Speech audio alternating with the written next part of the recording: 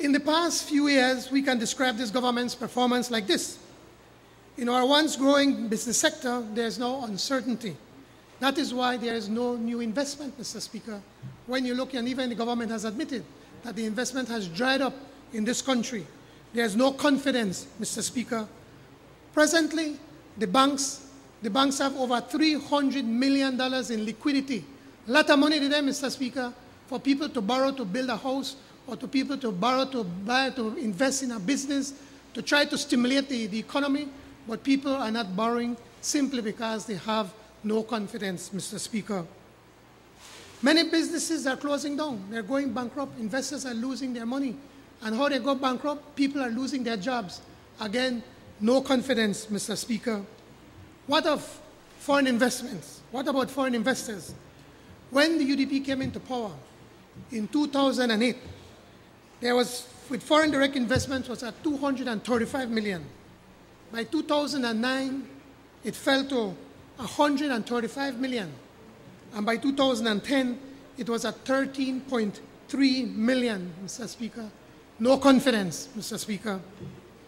In the banking system, the spread between the lending and the saving rates remain high, and I'm glad that the Prime Minister acknowledged that what you save, the interest that they pay for the interest, and what you, when you borrow, how much and charge you, Mr. Speaker, is way too high, and something has to be done to reduce that, because by reducing that, then we can stimulate people will be more willing to A, save money, and B, to be able to borrow more money to invest and to stimulate the Belizean economy.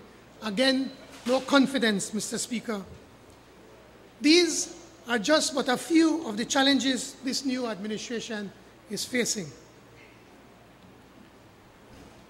Mr. Speaker, I'm happy that at the start of his second term, in the first budget presentation by the Prime Minister, his presentation is more sobering and less poetic. You know, he about free to fly or anything anymore.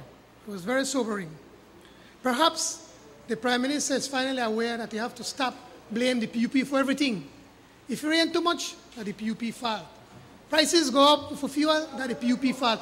Everything is about the PUP fault. The people are tired of excuses. The people elected this government to govern. The people elected this government to make things better, to create opportunities for the Belizean people, and that is not happening, Mr. Speaker. He and his cabinet, they are responsible for fixing the deficit. No one cried to it. That's why they were elected. And they are also responsible for finding the money for the capital projects. They need to find that money. That's their responsibility. Now, he has his mandate, Mr. Speaker, so we expect him to restructure the super bond. Remember how all the time they cried the super bond, this. Everything is a super bond problem. And still manage our still growing national debt. Well, I wish him success because I want him to succeed, Mr. Speaker. Because if we succeed with the renegotiating of the super bond, all of us was going to benefit. Well, the only thing, Mr. Speaker, we had to find one PUP for help and do that because obviously, look, I don't got people for do that.